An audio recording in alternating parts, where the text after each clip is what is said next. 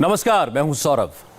कल से नवरात्र शुरू हो रहे हैं और प्रधानमंत्री 9 दिनों का अपना कठिन उपवास भी शुरू करेंगे। इस दौरान नरेंद्र मोदी की इलेक्शन रैलियां भी जारी रहेंगी। धर्म और कर्म में बैलेंस कैसे बनाते हैं प्रधानमंत्री, हमने इसके बारे में जानने समझने की कोशिश की। इंडिया टीवी के सीनियर एडिटर देवेंद्र पराशर और निर्णय कपूर ने प्रधानमंत्री के बारे में कई नई बातें बताई। हमारे ही देश में 250 साल पहले की एक महान शख्सियत के बारे में भी पता चला। आप भी देखिए कि नरेंद्र मोदी आखिर किसकी विरासत को आगे बढ़ा रहे हैं। नवरात्रि में 9 दिन का उपवास करेंगे प्रधानमंत्री। केवल पानी पीकर 9 दिन का व्रत करेंगे मोदी। न जूस, न चाय, न दूध, न ही कोई फल। शक्ति की आराधना, माता अंबा जी की पूजा, नाम और योग ध्यान प्रतिदिन करते हैं मोदी। नवरात्रि में सुबह 3 बजे से जाप करेंगे प्रधानमंत्री। मोदी रोजाना 18 से 20 घंटे काम करते हैं। नवरात्रि में भी मोदी के रूटीन में बदलाव नहीं होगा। इस दौरान उनके जाप करने का समय जरूर बढ़ जाएगा। इसी नवरात्रि के बीच में मोदी बिहार के चुनावी मैदान में ललकार लगाएंगे। महासप्तमी के दिन यानी उपवास के 7वें दिन मोदी 3 रैलियां करेंगे। 23 अक्टूबर को सासाराम, गया और भागलपुर में प्रधानमंत्री की चुनावी रैलियां होंगी। बिहार चुनाव में नरेंद्र मोदी कुल 12 रैलियां करने वाले हैं। महासप्तमी के दिन 3 रैलियों के बाद मोदी दिल्ली लौटेंगे तो शाम को महाकाली की पूजा करेंगे। प्रधानमंत्री की भक्ति, प्रधानमंत्री का दर्शन, प्रधानमंत्री का विचार और प्रधानमंत्री की सोच किससे मिलती जुलती है? जब हम इतिहास के पन्नों को पलटते हैं तो अहिल्याबाई होलकर की तस्वीर उभरती है। काशी विश्वनाथ मंदिर का पुनर्निर्माण कराने वाली अहिल्याबाई होलकर को फिलॉसफर क्वीन कहा जाता है। बहुत से लोग कहते हैं काशी कॉरिडोर का निर्माण करा रहे मोदी की शख्सियत अहिल्याबाई होलकर से मेल खाती है। क्या सच में नरेंद्र मोदी और 250 साल पहले की अहिल्याबाई होलकर में समानताएं हैं? नरेंद्र मोदी परम भक्त हैं, अहिल्याबाई भी परम भक्त थी। नरेंद्र मोदी त्रिपुंड लगाते हैं, अहिल्याबाई भी त्रिपुंड लगाती थी। नरेंद्र मोदी शासन से सुधार करते हैं, अहिल्याबाई ने भी सुधार के लिए शासन किया। काशी विश्वनाथ मंदिर और सोमनाथ मंदिर, इन दोनों प्रसिद्ध मंदिरों से नरेंद्र मोदी की आस्था जुड़ी है, तो इन मंदिरों से लोक माता अहिल्याबाई होलकर का भी नाम जुड़ा है। मुगलों के आक्रमण में जब हिंदू मंदिर टूट फूट गए तो अहिल्याबाई होलकर ने उन्हें दोबारा बनवाया। काशी में सोने के शिखर वाला जो विश्वनाथ मंदिर विराजमान है वो भी अहिल्याबाई की ही देन है। काशी विश्वनाथ मंदिर के पुनर्निर्माण के 250 साल बाद अयोध्या में राम मंदिर के भूमि पूजन का ये ऐतिहासिक क्षण आया।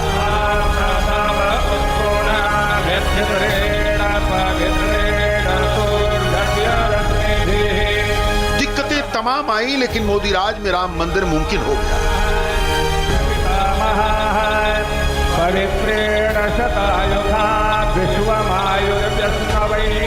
राम समय, स्थान और परिस्थितियों के हिसाब से बोलते हैं, सोचते हैं, करते भी हैं। राम हमें समय के साथ बढ़ना सिखाते हैं, समय के साथ चलना सिखाते हैं।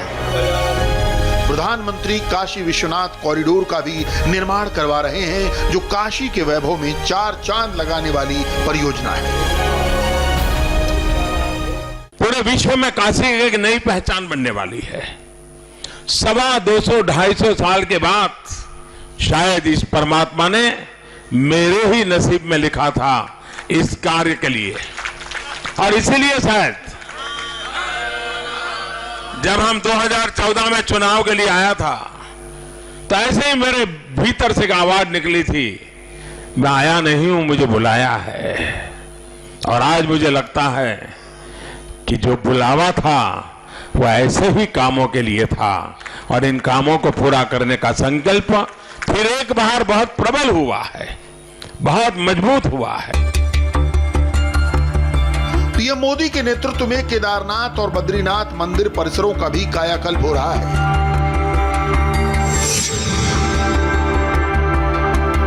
महेश्वर की महारानी अहिल्याबाई ने सनातन धर्म के दर्शन और परंपराओं पर चलने का साहस किया था। राजकाज के समय वो अपने हाथों में हमेशा एक छोटा शिवलिंग रखती थी। मोदी से पहले के नेता भारत की संस्कृति, मंदिरों और परंपराओं को लेकर उदासीन रहे।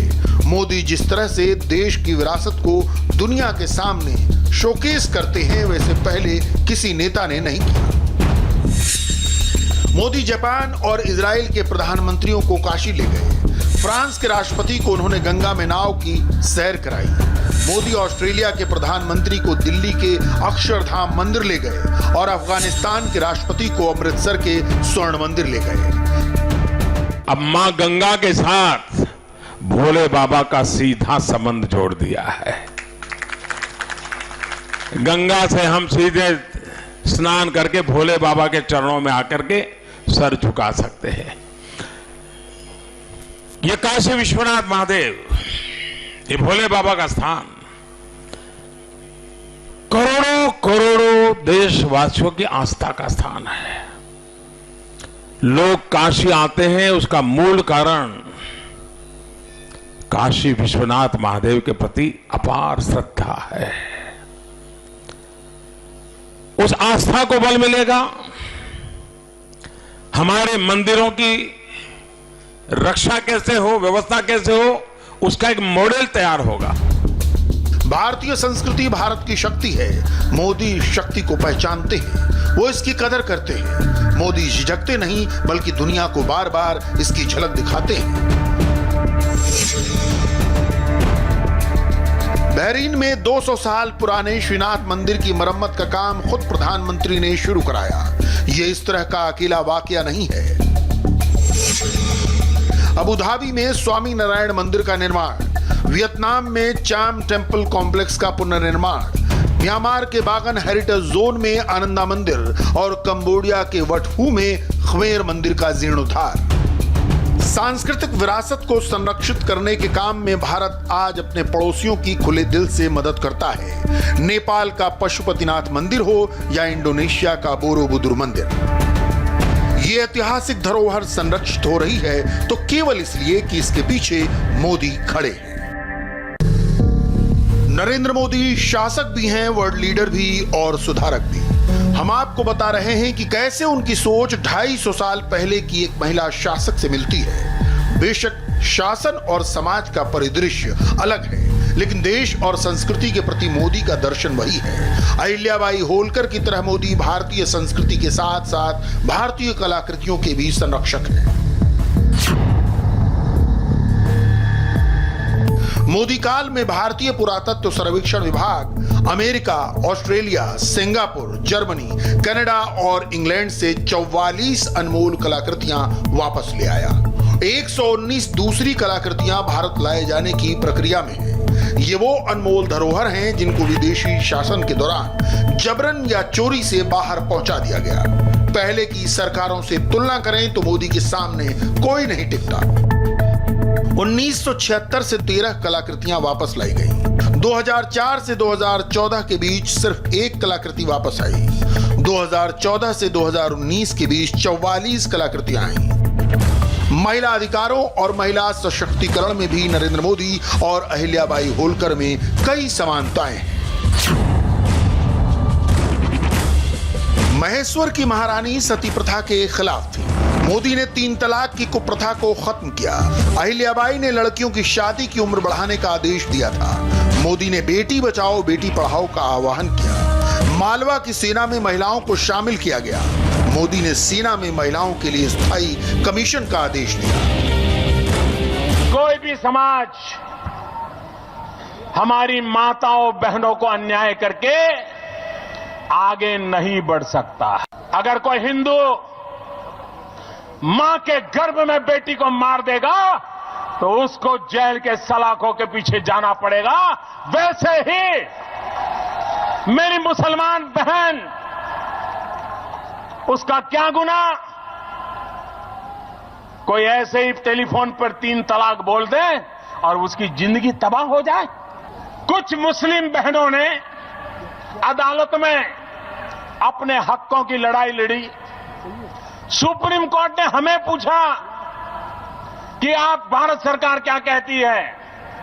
हमने साफ साफ अपने शब्दों में कहा कि माताओं बहनों पर कोई अन्याय नहीं होना चाहिए, संप्रदाय के आधार पर भेदभाव नहीं होना चाहिए। अहिल्याबाई होलकर का राज्य छोटा था, सोच बड़ी थी। आज हिंदुस्तान का लोकतंत्र बड़ा है और प्रधान सेवक का विचार भी बड़ा है। नरेंद्र मोदी ने राम राज्य की संकल्पना पर गुड गवर्नेंस का मंत्र दिया है, जिस पर जनता जनार्दन ने बार बार मुहर लगाई है। अहिल्याबाई ने भू राजस्व का प्रबंधन आसान बनाया। मोदी ने जमीन के रिकॉर्ड का डिजिटलीकरण शुरू किया। अहिल्याबाई ने दुनिया को महेश्वर साड़ी की सौगात दी। मोदी ने वोकल फॉर लोकल का नारा दिया। अहिल्याबाई ने सड़कें बनाने और पानी बचाने पर जोर दिया। मोदी सरकार रिकॉर्ड गति से हाईवे का निर्माण करा रही है। अहिल्याबाई और नरेंद्र मोदी में एक और चीज कॉमन है। अहिल्याबाई की तरह शासन में जब भी कोई चुनौती आती है तो मोदी उससे व्यक्तिगत तौर पर निपटते हैं। प्रधानमंत्री खुद किसी भी परियोजना की सारी अड़चनों को दूर करते हैं। भारत की एक जाति है गरीब और दूसरी जाति है देश को गरीबी से मुक्त कराने के लिए कुछ न कुछ अपना योगदान देने वालों की। एक वो है जो गरीबी से बाहर आना चाहते हैं, दूसरे वो है जो देश को गरीबी से मुक्त कराना चाहते हैं। ये दो ही जाति है और इसलिए हमें 21वीं सदी में इन दोनों को सशक्त करना है। अहिल्याबाई को परिवार की विरासत में शासन का अधिकार मिला था। मोदी के हाथों में जनता ने राजदंड दिया है। सत्ता का धर्म सेवा है। ये बात मोदी को अच्छी तरह मालूम है। नरेंद्र मोदी हर सुबह उठकर ओमकार का जाप करते हैं। वे मानते हैं जिस तरह से पानी से शरीर शुद्ध होता है, उसी तरह से प्रार्थना से अंतर्मन शुद्ध होता है। प्रार्थना के असर को तोला नहीं जा सकता। मोदी की प्रार्थना में प्राणायाम और ध्यान योग भी शामिल होते हैं। शारदीय नवरात्र में मोदी प्रार्थना करते हैं, जाप करते हैं और उपवास करते हैं, जिसमें वे सिर्फ पानी पीते हैं और साथ ही मां अंबा की आराधना करते हैं और ये काम वो अविरत कई सालों से करते आ रहे हैं। 28 घंटे से ज्यादा वक्त हो चुका है, 7 लोग गिरफ्तार हो चुके हैं, लेकिन बलिया का गोली मार डब्लू सिंह अब तक फरार है। हमने दर्जनपुर गोलीकांड की पूरी डिटेल आपको दिखाई थी, जिसमें हमें पता चला कि सत्ता और ताकत के नशे में चूर डब्लू सिंह दर्जनपुर इलाके में खौफ का कारोबार करता था। हमने इस गोली मार डब्लू सिंह की पूरी क्राइम कुंडली दर्जनपुर में जाकर खंगाली और वो हैरान करने वाली है।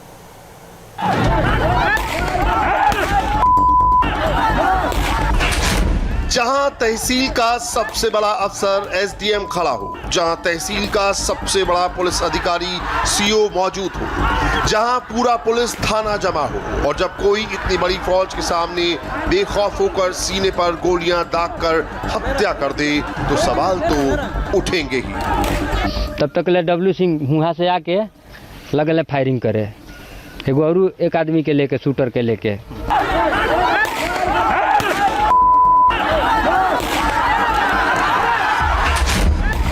बात योगी आदित्यनाथ के इकबाल की है, बात मुख्यमंत्री की जुबान की है, बात यूपी पुलिस की साख की है, जो अपने ताबड़तोड़ एक्शन से बड़े बड़े क्रिमिनल्स के साम्राज्य को नेस्ते नाबूद कर रही है। जब वही पुलिस किसी हत्यारे के सामने नतमस्तक हो जाए तो सवाल तो उठेंगे ही।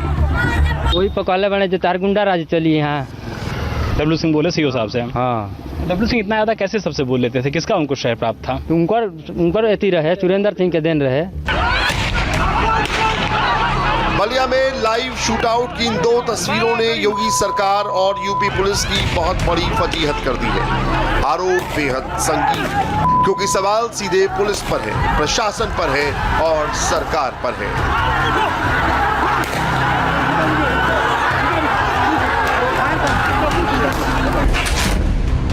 सवाल नंबर 1, एसडीएम सीओ के सामने धीरेन्द्र सिंह ने कैसे हत्या कर दी?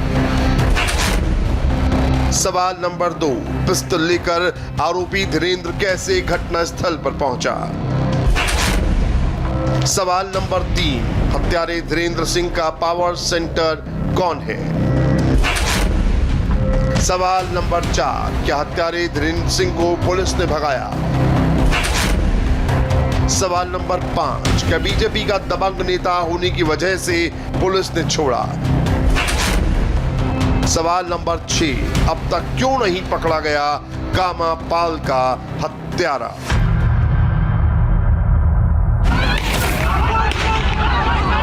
ये वो सवाल है जिनके जवाब से आपको पता चलेगा कि धीरेन्द्र सिंह दुर्जनपुर का कितना बड़ा दुर्जन था।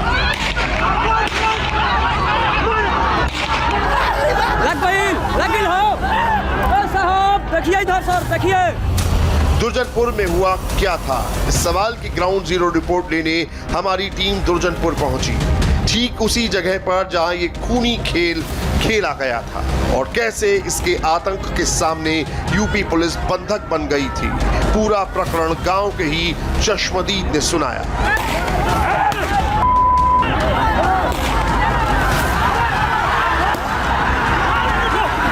क्या क्या हुआ था? कैसे बातचीत इतनी बढ़ गई? कैसे नौबत इसकी आ गई कि गोली तक चल गई?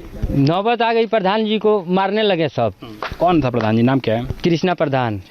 कौन मारना शुरू कर दिया? डब्लू सिंह के घर का आदमी, यानी धीरेन्द्र सिंह। हाँ। फिर क्या हुआ? फिर ओकरा बाद में उनका के छोड़ा के हटा दिहल गई। तब तक ले डब्लू सिंह वहाँ से आके लगल फायरिंग करे, एगो और एक आदमी के लेके, शूटर के लेके। शूटर क्या गांव के थे कि बाहर के लोग थे? के लोग हैं। गांव वालों ने बताया कि कैसे धीरेन्द्र उर्फ डब्लू के दिमाग पर खून सवार था। गांव वालों की बातों को हमने उसी जगह पर जाकर समझने की कोशिश की। जो आरोपी है धीरेन्द्र सिंह, वो अपने साथियों के साथ गांव के पिछले रास्ते से यहाँ पर जब वो मीटिंग पूरी शुरू हो गई थी तो एकाएक आने का है और उसके बाद आते के साथ ही उसने यहाँ पर लोगों के साथ जिस तरीके से झगड़ा झंझट होता है उसकी शुरुआत की है। प्रशासनिक अमले के लोग यहाँ पर मौजूद थे और जाहिर सी बात है चूंकि एसडीएम और सीओ यहाँ पर मौजूद थे, गाँव के प्रधान यहाँ पर मौजूद थे, कोटेदारी को लेकर के यहाँ पर एक विवाद था और उस विवाद के बीच में यहाँ कहा गया कि जिन लोगों का आधार कार्ड है उन्हीं लोगों को वोटिंग करने का अधिकार दिया जाएगा। लेकिन ये बात धीरेन्द्र सिंह को नागवार गुजरी और धीरेन्द्र सिंह ने साफ मना कर दिया कि इस तरीके से यहाँ पर गुंडागर्दी नहीं चलेगी। जबकि हकीकत यह है कि काम अगर कोई होता है, वोटिंग अगर होती है तो उसमें पहचान एस्टैब्लिश करने के बाद ही होती है। उसके बाद यहाँ मारपीट शुरू हुई और कुर्सी के जो यहाँ पर टूटे हुए अवशेष हैं ये बताने के लिए काफ़ी हैं कि किस तरीके से यहाँ पर मौके पर मारपीट हुई है, किस तरीके से कुर्सी को तोड़ा गया है। आखिर धीरेन्द्र में ऐसा क्या था जिसके सामने एसडीएम सीओ तक की बोलती बंद थी? आखिर धीरेन्द्र को सीओ एसपी के सामने गोली चलाने की हिम्मत कहां से आई? हत्यारे धीरेन्द्र सिंह का पावर सेंटर कौन था? उसका भी गांव वालों ने खुलासा किया। अंगूठा को एथी लगाना है, ये टिप लगाना है अंगूठा के, तो सीओ साहब कहले बने जना आधार कार्ड से वोटिंग होगा। फिर वही पर कहले बने जो तार गुंडा राज चली यहाँ। डब्लू सिंह बोले सीओ साहब से? हाँ। डब्लू सिंह इतना ज़्यादा कैसे सबसे बोल लेते थे? किसका उनको श्रेय प्राप्त था? तो उनकर एथी रहे, सुरेंद्र सिंह के देन रहे, विधायक जी जो हैं। हाँ, तबे नहीं से बोली निकलत रहुए। आते ही दबंगई हो जावा से नारा लगाते आगे लो हे जावा आके दबंगई चालू कर हुए लोग। कितने लोग थे डब्लू सिंह के साथ? थे। जब बाहर से आदमी मंगाया था तो उसको साथ में बहुत लोग थे। मतलब सत्ता और ताकत का कॉकटेल जब बनता है तभी धीरेन्द्र जैसे गुंडे पैदा होते हैं। कामापाल के घर वालों से लेकर गांव वालों का कहना है कि रेवतीपुर के विधायक सुरेंद्र सिंह ही धीरेन्द्र सिंह का पावर सेंटर है, जिसके दम पर वो गांव में गुंडागर्दी करता आ रहा है। पता था कि अब दूसरा विकास दुबे पैदा हो गया है। आप लोग को इस तरीके से डराने की कोशिश करता था? हाँ, डराने की कोशिश करता था। कहता था वोट दो तो हमको दो वरना किसी को मत दो। हाँ, सही बात है। आप लोगों ने उससे कभी कहा नहीं कि वोट इस तरीके से कहीं मांगा जाता है क्या? उससे कोई बोलता ही नहीं हम लोगों का पार्टी का आदमी। खुद को बिकरू के विकास जैसा बताने वाले दुर्जनपुर के इस हत्यारे डब्लू को हिम्मत सुरेंद्र सिंह से मिलती है। सुरेंद्र सिंह और धीरेन्द्र सिंह का कनेक्शन कितना गहरा है उसे समझने के लिए इन तस्वीरों को देखिए। कोई भी विधायक किसी आम इंसान को मुंह में मिठाई नहीं खिलाता, इसीलिए जब धीरेन्द्र सिंह का गोली चलाने वाला वीडियो सामने आया तो न्यूटन का सिद्धांत याद आ गया।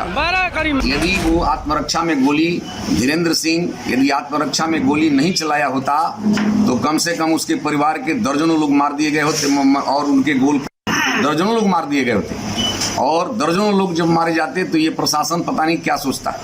मेरा आप प्रशासन से और समस्त जनता से भी इस भ्रामक में नहीं रहना चाहिए। जो भी ये घटना हुआ है इसकी निंदा जरूर होनी चाहिए, लेकिन न्याय पक्ष को ध्यान में रखा जाना चाहिए। जो जिस अंश में गलती किया है उसको उस अंश में दंड मिलना चाहिए। धीरेन्द्र सिंह के पाप को कम करने की कोशिश में क्यों सुरेंद्र सिंह जुटे हैं, उसकी भी वजह सुन लीजिए। धीरेन्द्र सिंह जैसे ही गुंडों के बल पर इलाके में तूती बोलती थी। चुनाव जीतने में भी धीरेन्द्र सिंह की हनक का इस्तेमाल होता था। तभी जब धीरेन्द्र पर सवाल उठा तो सुरेंद्र सिंह कैमरे के सामने बचाने आ खड़े हुए। कैसे कह सकता हूं कि मेरा वो करीबी नहीं है। मुझको विधायक बनाने में उसका परिवार वोट दिया है, लोकसभा चुनाव में वोट दिया है, अभी सभी कार्यक्रमों में भाग लेता है। तो मैं कैसे कह सकता हूं कि मेरा सहयोगी नहीं है। भारतीय जनता पार्टी का वो सहयोगी है, मेरा ही सहयोगी नहीं है, भारतीय जनता पार्टी का सहयोगी। सुरेंद्र सिंह कितनी भी सफाई दे दें, लेकिन विधायक जी आपके इस शागिर्द ने बहुत बड़ा गुनाह किया है। 500 की भीड़ के सामने सीओ एसडीएम के सामने जान बचाने के लिए नहीं बल्कि उसने जान लेने के लिए गोलियां चलाई। इतना ही नहीं, आरोप तो ये भी है कि दबाव में पुलिस ने पहले धीरेन्द्र को पकड़ा और फिर छोड़ दिया। इसी जगह पर बताया जाता है कि जो प्रत्यक्षदर्शी हैं उनका कहना है कि इसी जगह पर जयप्रकाश पाल को गोली मारी है आरोपी धीरेन्द्र सिंह ने। उससे पहले ठीक बगल में यानी कि मुश्किल से 30 फुट की दूरी पर जो गांव के प्रधान हैं उनके साथ मारपीट की शुरुआत हो गई थी। जयप्रकाश पाल की गलती सिर्फ इतनी थी कि उन्हें यह पता लगा कि प्रधान को जो आरोपी धीरेन्द्र सिंह है और उसके बाहर से बुलाए हुए गुर्गे हैं वो मारपीट कर रहे हैं, जिसके बाद यहाँ पर बाकायदा उनको गोली मारी गई। और गोली मारने के बाद यहाँ से थोड़ी ही दूर पे जा करके जो आरोपी धीरेन्द्र सिंह है वो बाकायदा गिर गया, चूंकि वहाँ पे हल्का सा एक गड्ढा भी है। और गिरने के बाद पुलिसकर्मियों ने उसे पकड़ लिया, लेकिन जो रोड पे आप देख रहे हैं जो नीले रंग का एक ट्रैक्टर नुमा चीज़ खड़ी हुई है, यहीं पर पुलिस की गाड़ी खड़ी थी, यहीं पर पुलिस ने उसको ले जा करके छोड़ दिया। ऐसा आरोप है पीड़ित परिवार का, गाँव के लोगों का। उनका कहना है कि जिस तरीके से मौके पर प्रशासन के लोगों ने धीरेन्द्र सिंह का साथ दिया, गांव के लोगों को दबाया गया, अगर पुलिस प्रशासन ने जस्ट उल्टी कार्रवाई की होती तो शायद इस घटना को होने से रोका जा सकता था। 24 घंटे से ज्यादा हो चुके हैं। अब तक 7 लोगों को पुलिस ने गिरफ्तार किया है, लेकिन अभी भी हत्या के असली आरोपी धीरेन्द्र सिंह का पता नहीं। दुर्जटपुर में डीएम, एसपी, डीआईजी से लेकर सभी आला अधिकारी पहुंचे। आज सभी हेलमेट लगाकर पहुंचे थे, मतलब गांव में टेंशन बरकरार है। लोगों में पुलिस प्रशासन को लेकर बेहद नाराजगी है, लेकिन सूबे के मुखिया ने क्लियर मैसेज दे दिया है कि कातिल या हत्यारा कोई भी हो वो नहीं बचेगा। जो लोग जातीयता की भेंट नौजवानों की जवानी को चढ़ाते थे, उनको नौकरी नहीं, रोजगार नहीं, उनके लिए कोई कारोबार नहीं, प्रदेश में व्यापक गुंडा राज और अराजकता पैदा करने का प्रयास करते थे, वही लोग हैं आज जो विभिन्न प्रकार की विघ्न बाधा विकास की इस प्रक्रिया में डालने का प्रयास कर रहे हैं। योगी आदित्यनाथ के सुशासन को एक गुंडे ने चुनौती दी है। उम्मीद यही है कि कानून के हाथ उसकी गर्दन तक जरूर पहुंचेंगे। हम आपको आज की सबसे बड़ी हेडलाइन बताते हैं। पाकिस्तान में आज जमकर उठापटक हुई, खूब लात घूंसे चले। इमरान खान के विरोधियों ने पाकिस्तान की पुलिस के ऊपर कार चढ़ा दी, जमकर हंगामा हुआ और अभी भी सड़कों पर कई किलोमीटर लंबा ट्रैफिक जाम लगा है। ये सब कुछ एक जलसे के चक्कर में हुआ। पाकिस्तान से आई आज की तस्वीर देखकर आप समझ जाएंगे कि पाकिस्तान क्या मुल्क है और इस वक्त वहां क्या तमाशा चल रहा है। मुख्य तेरा शो न्याजी, तू बंदा नंबर 2 न्याजी, एक टके दे 2 न्याजी, मुख्य तेरा शो न्याजी, मुख्य तेरा शो न्याजी, मुख्य तेरा शो न्याजी, तू बंदा नंबर 2 न्याजी, एक टके दे 2 न्याजी। इमरान का पॉलिटिकल शो खतरे में है। पाकिस्तान के 2 नंबरी कप्तान का रिटर्न टिकट बुक हो चुका है। वो अपने ही मुल्क में बुरी तरह घिर चुका है। इमरान की दुश्मन नंबर 1 मरियम नवाज ने 11 गुटों के साथ मिलकर बाजवा और उसके सिलेक्टेड पीएम को अपना दमखम दिखा दिया है। शुक्रवार को अपने कमरे से निकलकर घर के गेट तक पहुंचने में अगर मरियम नवाज को 45 मिनट लग गए तो सोचिए इस बार कितनी तगड़ी तैयारी है। इमरान विरोधी इस भीड़ में सिर्फ उनके राजनीतिक विरोधी नहीं थे, पाकिस्तान की आम आवाम भी अब इमरान और बाजवा से तंग आ चुकी है और मरियम ने तो सीधा अल्टीमेटम दे दिया है। ये जो जाली हुकूमत है ना, इसका जो एंड है उसकी शुरुआत है। ये जो जाली हुकूमत है ना, इसका जो एंड है उसकी शुरुआत है। आज हमारे पास पाकिस्तान से इमरान की जड़ें हिलाने वाली तस्वीरें आई हैं। पेशावर, कराची, फैसलाबाद, गुजरांवाला, आप किसी भी शहर का नाम ले लीजिए, हमने हर जगह से इमरान के डर की तस्वीरें मंगाई हैं। लोगों ने कैमरे पर इमरान को जो जो कहा है वो सब यहाँ है। जूते पड़ने चाहिए इमरान, करे इसका तख्ता तबाह हो जाए। मेरी तरफ से ये पूरा मुल्क जूते मारे इसको उतार। इस मुल्क में जमहूरियत नहीं है, ये सिलेक्टर वज़ीर-ए-आज़म है। वहाँ तो कहे अल्लाह करे अभी मर जाए इमरान, हाँ हम तो ये कहते हैं, हमसे पूछे। 24 घंटे पहले रात के अंधेरे में पाकिस्तानी कप्तान चिकन की हड्डियां चबा रहा था।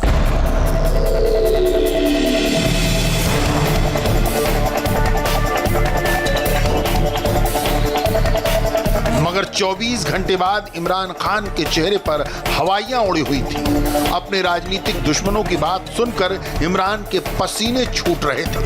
पाकिस्तान में इमरान की तुलना गधे से की जा रही है। आप भी जरा गौर से सुनिएगा ये बयान और ध्यान से देखिए ये वीडियो। सुन परवेज मुशर्रफ की गोद में पलने वाले इमरान खान, तुझे घर भेज कर आराम करेंगे। तू जाएगा, तू जाएगा, तू जाएगा इंशाल्लाह। जी ये देखे जी, खान साहब पर ज्यादा बोझ डाला, इसलिए कहते हैं गधे पे ज्यादा बोझ ना डालें। और ये देखे हमारे प्राइम मिनिस्टर साहब कैसे ऊपर ये। शुक्रवार को इमरान खान इस्लामाबाद में खड़े होकर लेक्चर दे रहे थे। अपनी नाकामी छिपाने के लिए विरोधी पार्टी के नेताओं को चोर डाकू का सर्टिफिकेट बांट रहे थे। कई दफा टेम्पटेशन आती है कि कौन स्ट्रगल करे सारा वक्त, सुबह उठो वो सारे डाकू इकट्ठे होके कभी कुछ करे कभी कोई आसान रास्ता ले लो, कॉम्प्रोमाइज कर दो, इनको माफ कर दो, इनको एनआरओ दे दो, जिंदगी आसान हो जाएगी। चुप करके आराम से हम भी पार्लियामेंट में तकरीरें करेंगे, 4-3 साल गुजर जाएंगे। लेकिन ये तबाही का रास्ता है, बेहतरी का रास्ता है, वो हमेशा आसान नहीं होता। लेकिन इमरान विरोधी असली फिल्म की शूटिंग तो इस्लामाबाद से करीब 250 किलोमीटर दूर गुजरांवाला में हो रही थी। इस्लामाबाद में इमरान और बाजवा सिर पकड़े बैठे थे तो गुजरांवाला में मरियम नवाज, बिलावल भुट्टो और मौलाना फजलुर रहमान के साथ लाखों लोगों ने इमरान पर डायरेक्ट अटैक कर रखा था। इन्होंने रास्ते बंद कर दिए, अस्पतालों के रास्ते बंद कर दिए।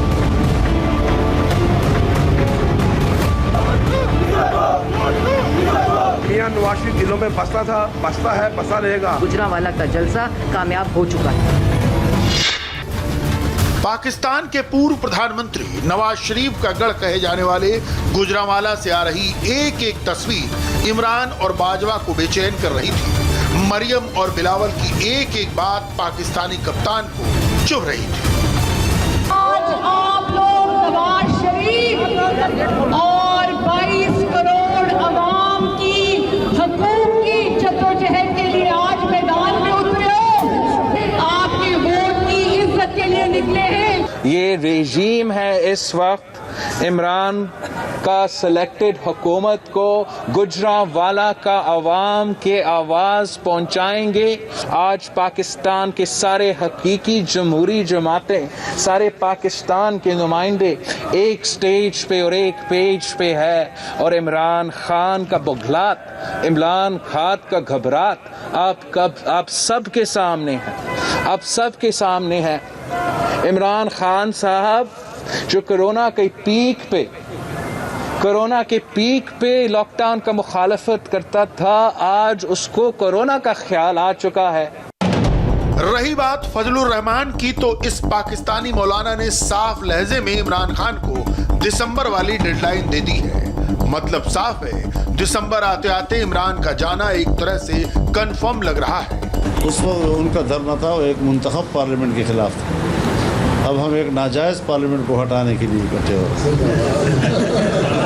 हैं। और जो सूरत हाल बन रही है इस वक्त पाकिस्तान में, उससे अंदाज़ा ही लगाया जा सकता है कि इंशाअल्लाह इनको दिसंबर नसीब नहीं हो सकेगा इंशाअल्लाह। नहीं, मेरे ख्याल में अब हालात तब्दील हो गए हैं। अब तो वो हमसे NRO चाह रहा है, हम नहीं दे रहे उनको।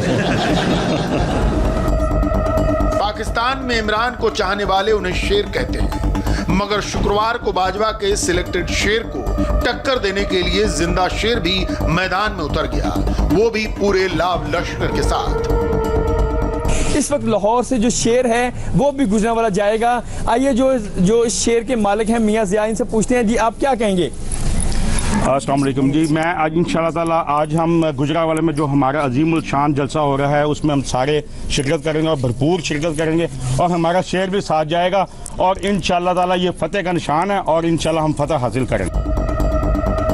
शुक्रवार को पाकिस्तान में जगह जगह इमरान के खिलाफ उठ रही आवाज सोशल मीडिया पर ट्रेंड करती रही, मगर इस आवाज को कुचलने के लिए फौज और सिलेक्टेड कप्तान ने हाथ मिला लिया। कई जगहों पर रास्ता रोकने की कोशिश की गई। ऑन द स्पॉट कैमरे पर क्या क्या रिकॉर्ड हुआ ये भी देख लीजिए। दोस्तों, हुकूमत की बुखलाहट का अंदाजा लगाएं कि JLM और GT रोड को लिंक करने के लिए 2 ब्रिज हैं। पहले हम नौग्रां के मकाम पर गए तो वहां पर देखा कि खारदार तारें लगी हुई थी और लोगों को वहां पर रोक दिया गया कि आप आगे नहीं जा सकते। अब हम यहाँ मलोट ब्रिज पर मौजूद हैं और यहाँ पर भी दोनों अतराफ से बड़ी गाड़ियां खड़ी करके रास्ता बंद कर दिया गया है। मर्दान से ट्रैफिक को बंद कर दिया गया है गुजरांवाला जलसे के लिए। मर्दान से गाड़ियों को बंद कर दिया गया है। मर्दान से गुजरांवाला तक का तकरीबन 500 किलोमीटर का फासला है और बहादुर नियाजी ने यहां से ट्रैफिक बंद कर दी है। और कल से देश की पहली निजी ट्रेन तेजस शुरू होने जा रही है, इस पर पूरा डिटेल बस एक ब्रेक के बाद।